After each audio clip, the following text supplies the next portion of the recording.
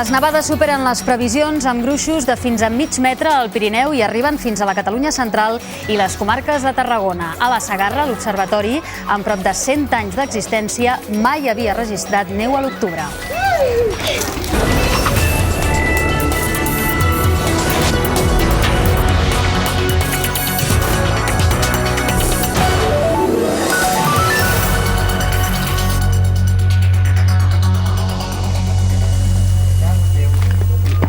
Així s'ha llevat avui a Prades.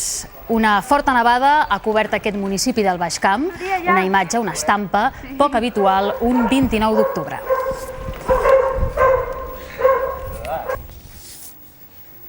I aquesta és la neu que queia al monestir de Montserrat a 700 metres d'alçada a quarts d'una del migdia, fa molt poca estona. I ara veuen la imatge que els podem oferir en directe amb molt poca visibilitat des del mateix punt, des de Montserrat.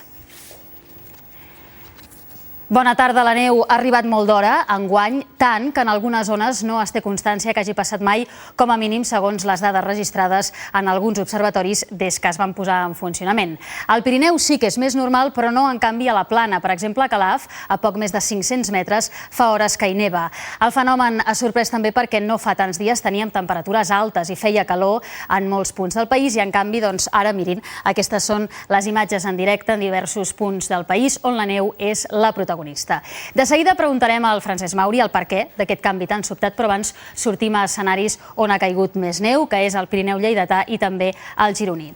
Oriol Vidal, explica'ns quines són les afectacions d'entrada que ha provocat la neu en les carreteres. Podríem parlar d'una afectació normal en aquest tipus de nevades, podríem definir com a moderades. Pel que fa al trànsit, el punt àlgid ha estat el tall del Port de la Bonaigua, com és habitual de fet en aquests casos, un tall però que ja no és tal. Ara mateix en aquest indret del Pirineu s'hi pot circular, això sí, amb la precaució de portar cadenes als vehicles. També s'han suspès a causa d'aquestes nevades dues línies de transport escolar, una aquí a l'Alta Ribagorça i l'altra al Pallars Sobirà. En tot cas, una mostra que això va de baixa, que aquestes nevades van a menys, és el fet de que la Generalitat, pel que fa al seu pla Neucat i a la seva fase d'alerta, ha desactivat aquesta fase d'alerta en dues comarques, aquí a l'Alta Ribagorça i també al Pallars Sobirà. La part positiva la representen les estacions d'esquí. Per exemple, aquí a Boí-Taüll hi han caigut suficient neu com per acumular gruixos que van dels 30 als 70 centímetres, una situació que més o menys es repeteix a la resta d'estacions d'esquí. Això sí, per tenir segur un bon inici de temporada d'aquí a un mes farà falta que nevi una mica més i que es mantinguin les temperatures baixes durant aquest període de temps. La neu acumulada a les últimes hores per sobre dels 40 centímetres ha obligat a tallar el Port de la Bonaigua la passada nit.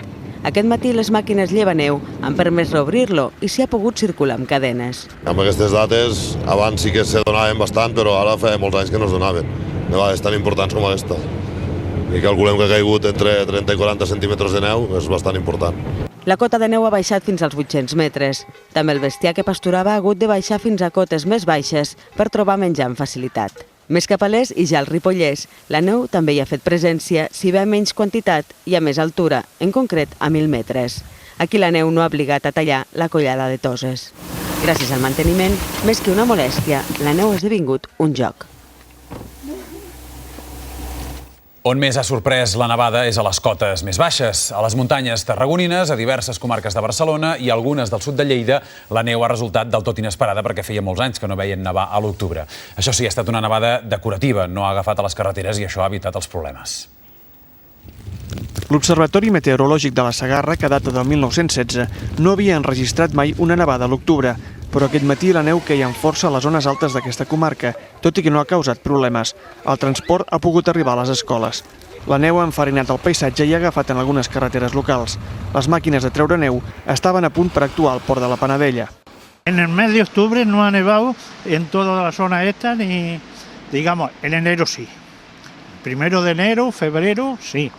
Y hasta a último de abril. Pero en octubre, no. A la Serra de Prades tampoc nevava en aquesta època des d'almenys fa 90 anys. La neu ha començat a caure a les 4 de la matinada i ha durat tot el matí. Tot i la sorpresa, només ha calgut tallar el pas de camions per alguna carretera local. I també per precaució, els estudiants que van a l'Institut de Cornudella s'han quedat a Prades. Y nos hemos venido a vivir aquí, pues esperando la nieve que es alucinante y entonces pues ya... Claro, Nos nosotros quedamos. somos de Bolivia y nunca hemos visto la nieve como caer ni aquí porque llegamos a Reu. Pero ahora vemos nevar desde la mañana y a las 8 de la mañana a la calle, a jugar un rato. Al massís dels Ports de Beseit aquesta nit ha nevat amb abundància a partir dels 600 metres d'altura. S'han acumulat gruixos de fins a 15 centímetres.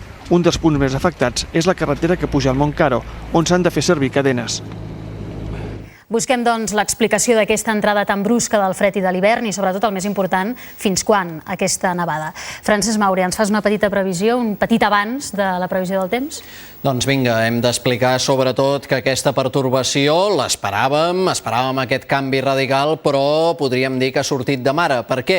Perquè l'ull de la pertorbació, en comptes de situar-se relativament a prop de Catalunya, ens ha passat pel damunt, desplomant l'aire fred i fent que aquest migdia les temperatures siguin molt més baixes del que és normal i que pulveritzin rècords, per exemple, aquestes nevades. L'Observatori de Cervera, la Segarra, ja ho hem explicat, des del 1916 mai havien vist nevar tan aviat en el calendari. L'anterior rècord datava del 5 de novembre del 1980, quan va nevar més aviat, ara a 29 d'octubre.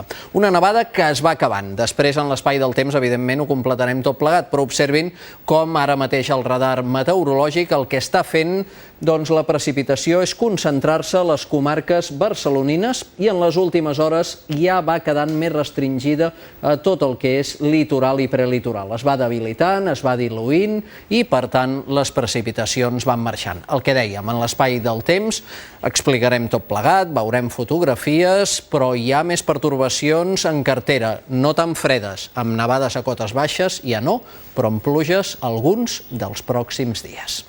Gràcies, Francesc. T'esperem després. La neu i les baixes temperatures també han afectat el nord de la península i les Illes Balears, que han patit l'efecte del vent i la força del mar.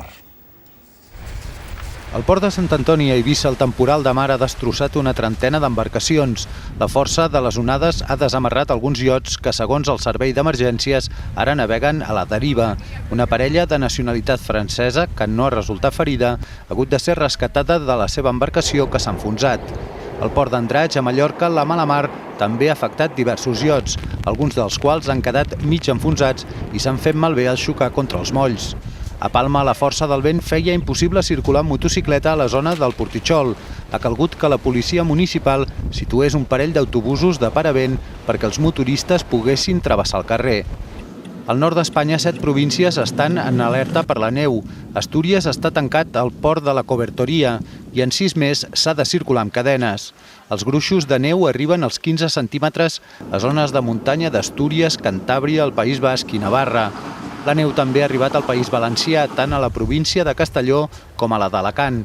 Al poble castellonenc de Pina de Montalgrau, la neu ha deixat aquesta imatge més pròpia dels mesos d'hivern.